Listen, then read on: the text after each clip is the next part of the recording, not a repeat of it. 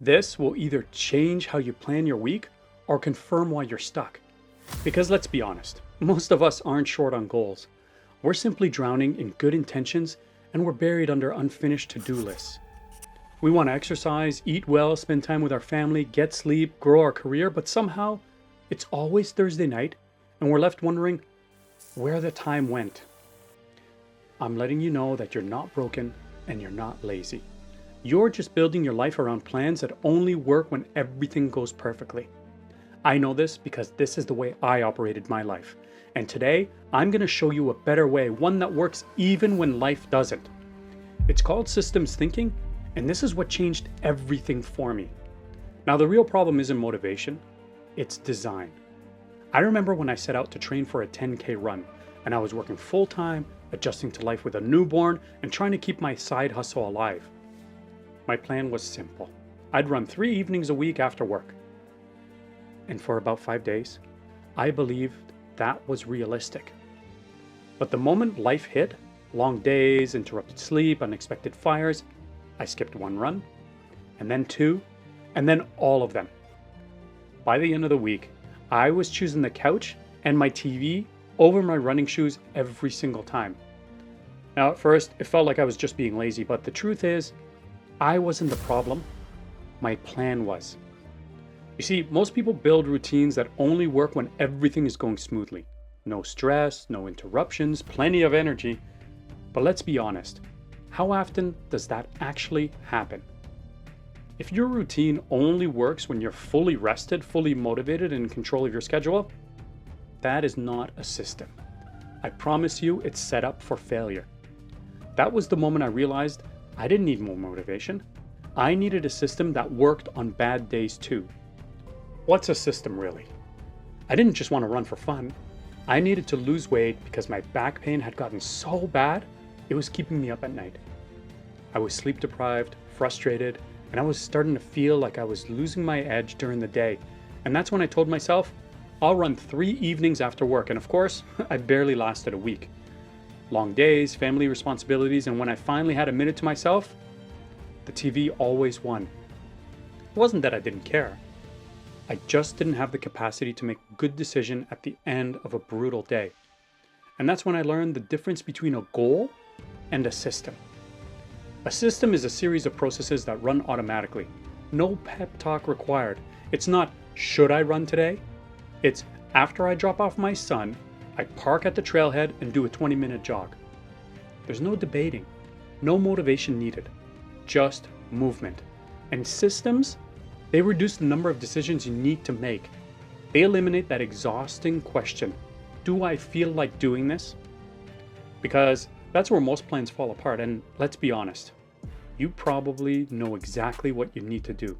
But without a system, you'll keep defaulting to survival mode. So, what makes a system work? There are 3 principles I live by. And they've helped me stay consistent with learning, fitness, and creativity work even during the messiest seasons of my life. Principle number 1, design for real life and expect the mess. Let's say someone wants to read more books. So they say, I'll read 1 hour before bed. But then the day happens. Dinner runs late, one kid's still awake, and suddenly you're laying in bed, phone glowing, thumb on autopilot. That's not a failure of discipline. That's a failure of design. Here's what I do with my coaching clients instead. We look at every reason the plan might fail. Are you too tired after work? Is the commute too long? Do you always end up doom scrolling in bed? Does reading require quiet at the house and the house isn't quiet? This stuff is what most people ignore, but it's the gold because once you name the obstacles, you can actually work around them. Reading wasn't just about books. For her, it was about proving she could stay consistent with something again. A client of mine once tried reading for 45 minutes after dinner. Didn't even last a week. But when we looked closer, we realized she had 15 minutes in the car during her commute. So, she swapped to a physical book for an audiobook and removed the time pressure immediately. Was it perfect? No. But was it doable? Always. And that's what matters. Principle number 2, design for consistency, not willpower. Your system should work on your worst day. That's the bar to set. If it only works when you're fully energized, motivated, and stress-free, that's not a habit, that's a hobby. The goal isn't to impress yourself on a perfect day. The goal is low friction, high consistency. You can start by asking yourself, can I do this half asleep? Can I do it even if everything else goes sideways? Or can I do it without a pep talk? If the answer is no, your system is too complex. Now, I learned this the hard way. When I was just starting my coaching business, I told myself I'd batch all my content every Sunday afternoon. The problem was, Sunday was the only real time I had with my family. So week after week, I'd skip the content, feel guilty, stay up late, throwing something together, and it wasn't sustainable. And honestly, it wasn't even that good. So I made it stupid simple. Every morning while I stretch, I jot down 2 content ideas. Just bullet points, no editing.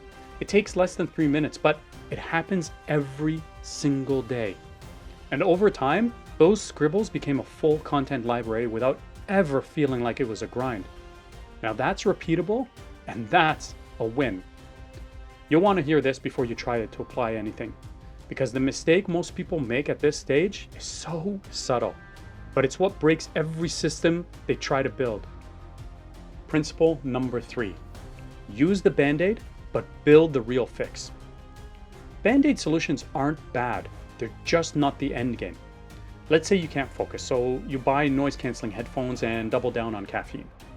It might help, but only for a while. But if the real issue is poor sleep, constant notifications, or zero mental recovery, you're not fixing the problem, you're just masking it. A real system eventually takes the Band-Aid and makes it unnecessary. Now, I had a client who kept crashing during his evening workouts, so he started blasting music and loading up on pre-workouts just to push through. It worked, but only for a few days, and then the crash came back even harder. So I asked him, why evenings? He paused for a few minutes and he told me, because mornings feel impossible. I stay up way too late scrolling, and I'm wrecked when I wake up. So we started there. We cleaned up his screen habits, and then we added a wind down routine, and we got him to prep for bed when his toddler did. Within a month, he was training at 7 a.m. with no pre-workouts, no noise, and just flow. That's the shift. Band-Aids are just the scaffolding. Eventually, you want to build the real structure. Now, most people stop once the Band-Aid works. But if you hang with the discomfort a little longer, I promise you'll build something that actually lasts. Systems don't remove discomfort, they actually choose it. Now, let's not pretend this is easy. Changing routines always feels awkward. I promise you're going to resist it at first because it's different, that's human nature. But here's the truth no one tells you. You're already uncomfortable. You're already carrying the pressure, the guilt, the frustration of not making real progress. And you're already tired of constantly spinning your wheels. So the choice isn't between easy and hard. It's between a little discomfort now or a constant grind that never lets up. Listen, systems don't erase discomfort. They redirect it into something useful. Not because they're magical, but because they're honest. They work with your life, not against it. Let me show you a quick framework to build your own system. And let's make it real. Here's a simple 5-step framework you can apply today to build your first system.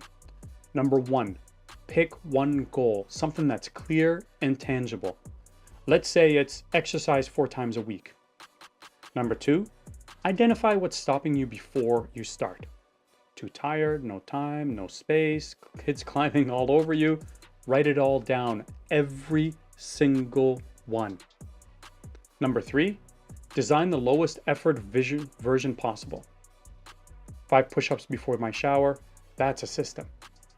Hour-long workouts every day, that's a trap. Start small so it's impossible to fail. Number 4, stress test it. Would this still work if you slept 4 hours and everything went sideways?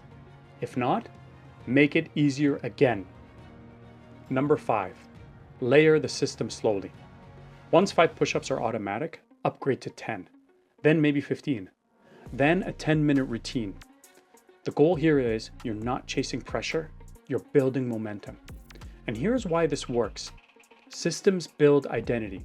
When you show up consistently, even in small ways, you start to see yourself differently. You're not someone trying to get healthier, you're someone who trains.